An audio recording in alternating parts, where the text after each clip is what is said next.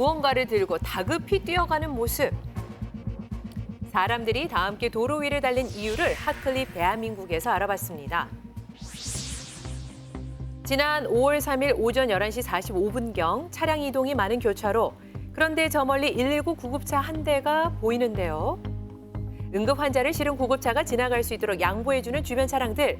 그런데 바로 그때 속도를 늦추지 못한 승용차가 구급차를 그대로 들이받는데요. 결국 강한 충격을 이기지 못하고 옆으로 쓰러진 구급차. 당시 사고로 목격했던 박건우 씨를 만나 이야기를 들어봤습니다. 제가 주방에서 일을 하고 있었는데 굉장히 꽝 하고 큰 소리가 났어요. 그래서 이제 뭐 교통사고 났구나 인지를 해서 나가봤더니 119 구급차가 뒤집어 있었던 상황이죠. 두 차량이 충돌하는 큰 소리에 놀란 주변 시민들. 그런데 놀란 것도 잠시 사고로 쓰러진 구급차를 향해 모두가 달려갑니다. 10초 이내에 시민들이 시민들이 다 달려들었어요. 20여 분이 동시에 하나 둘 셋 하면서 들어 올리려고 하다 보는데 차가 생각보다 무겁더라고요. 이거 힘들죠. 사고를 목격한 시민들은 한 채 망설임도 없이 다 함께 구조에 나섰다는데요. 네. 운전사분이 위로 올라오려고 조수족으로 그래서 그 문을 잡아서 올려드렸고 한 분은 올라타서 올리고 그분이 내리자마자 그분 경추에 문제 있는 환자다 뭐 환자 이렇게 있다고. 얘기하시면서 이렇게 목이 감싸져 있으시더라고요. 유급한 환자다 그랬더니 그렇게 얘기하면서 지금 아이고. 응급실로 가야 그 된다. 상황에서도. 그래서 그분이 진두지하에 8분 정도 들고 저기 성모병원 갔죠. 야. 1분 1초가 시급한 상황. 이쪽으로 여기 옆으로. 저 가방. 손으로 가방 들어. 시민들뿐만 아니라 추돌 사고로 인해 허리 부상을 입은 구급대원도 환자 이송에 끝까지 힘을 보탰다는데요. 당시 추락 사고를 당해 의식이 없던 환자는 2차 사고로 병원 이송이 더욱 시급한 상태였습니다. 구급차를 다시 부르기엔 애매했던 거리. 결국 다 함께 힘을 합쳐 들 것을 들고 200m를 쉼없이 달린 시민들. 그 결과 빠른 시간 안에 위급한 환자를 응급실로 옮길 수 있었는데요.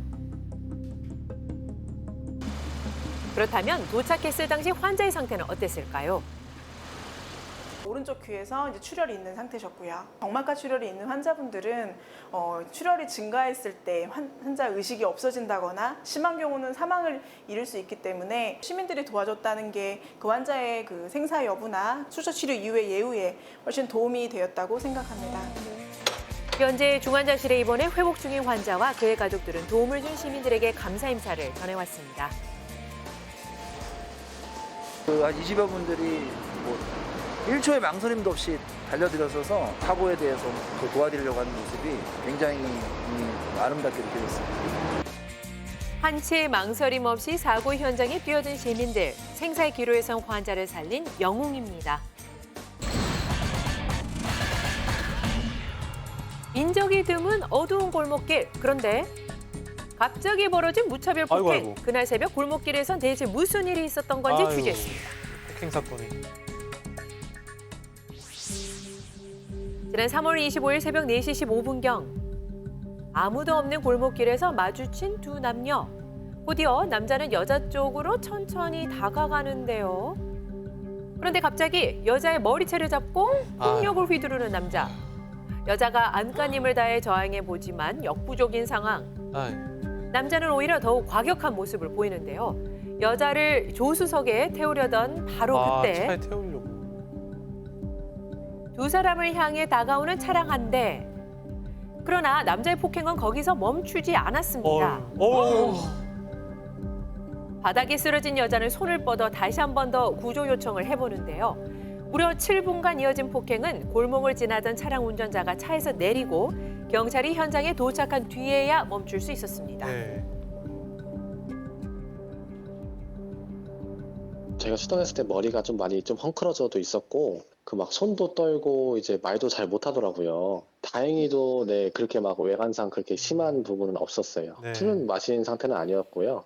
그냥 정상적인 상태였습니다. 왜 그랬대요?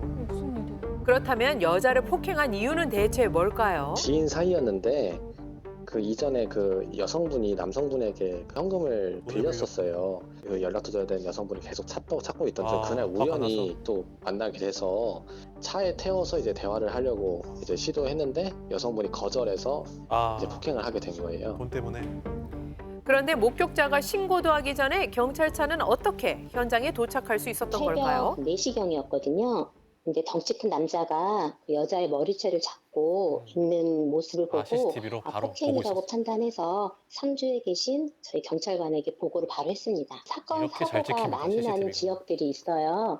그 지역들은 이제 저희는 우범 지역이라고 하는데요. 그 우범 지역을 항상 가장 좀 크게 가까운 곳에 띄워놓고 거기를 다른 데보다는 더 집중적으로 관제를 하고 있습니다.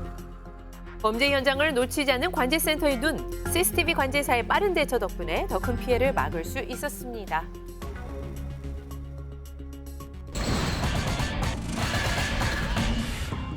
지난 28일 오후 3시 25분 갑자기 지구대 안으로 한 남자가 다급히 뛰어서 들어옵니다. 그리곤 뒤이어 아이를 품에 안고 달려오는 여자. 대체 무슨 일이 있었던 건지 알아봤습니다. 급한 걸음으로 지구대를 찾아온 남자. 처음에 아버님이 들어오셔가지고 뭐 도와달라고 하시다가 그 바로 이어서 어머니가 애기 안고 울면서 막 도와달라면서 뛰어 들어오시더라고요. 애기가 위급하다 그러면서 어머니 이제 반응을 보니까 되게 위급한 상황 같아가지고 저희 뭐 딴 거 이제 뭐 생각할 겨를 없이 바로 이제 뛰어나갔습니다.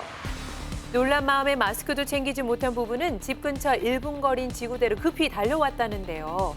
경찰은 아이와 부모를 차에 태우고 재빨리 인근 병원으로 향했습니다. 계란을 먹고 이게 좀 알레르기가 심하게 알레르기 왔어요. 기도도 반응이었구나. 붓고 아이고. 귀부터 발끝까지 위험해요. 확 올라와가지고 숨못 쉬면 큰일 나잖아요. 다행히 출발한 지 5분 만에 병원 도착. 그러나 병원을 찾은 부부는 마음이 더 초조해졌다는데요. 수학과를 갔는데 거기서 이제 응급실에 바로 가야 할 것 같다고 얘기하더라고요. 아, 일반 병원에 갔구나. 상태가 더욱 나빠진 아이를 다시 경찰차에 태우고 응급실로 향합니다. 예, 아니, 입술 어떡해요. 퍼레지고 애가 자꾸 눈을 안 돼, 감으려고 안 돼. 어떡해. 그냥 머릿속이 하얘지더라고요. 지금 자버리면은 뭔가 진짜 어떡해. 영영 못 깨어날 것 같은 기분인 거예요. 그래가지고 아빠가 계속 주물리고 의식 안 잃게 저는 계속 애기 깨우고 막 진짜 이랬거든요. 아이고, 얼마나 마음이 그랬을까. 골든타임을 놓치지 않기 위해 더욱 속도를 높여 달리는 경찰차. 응급환자 이송 중이라서 긴급 상황이다. 이제 좀 협조를 해달라 그런 식으로 이제 방송을 했습니다. 사이렌 소리를 이제 계속 올리면서 가다 보니까 운전하고 계시는 분들이 협조를 되게 잘해줬습니다. 다행입니다. 주변 운전자들의 배려와 경찰관의 대처 덕분에 아이와 부모는 빠르게 응급실에 도착할 수 있었는데요. 아이의 상태는 괜찮은 걸까요? 응급실에서 계속 기다리다가 8시 되니까 애가 조금 차츰 좋아지더라고요. 피부도 돌아오고 3일 입원하고 퇴원을 했어요. 다행이에요. 경찰관의 도움 덕분에 건강을 되찾은 아이. 다행이에요. 애교 넘치는 눈웃음이 사랑스러운 시완이는 집안을 대표하는 장난꾸러기 막내랍니다. 모두의 가슴을 졸이게 한 응급 이송이 이루어진 날로부터 3일 뒤 지구대를 방문한 반가운 얼굴 바로 시완이었는데요. 제일 먼저 감사하다는 말씀 당연히 드리고 싶죠. 왜냐하면 덕분에 애가 살았으니까 너무 감사드립니다. 지구대 경찰관의 도움 덕분에 위기의 순간을 무사히 넘길 수 있었던 아이. 시아나, 앞으로는 아픈 것 없이 더 건강하고 씩씩한 모습으로 자라길 바랄게요.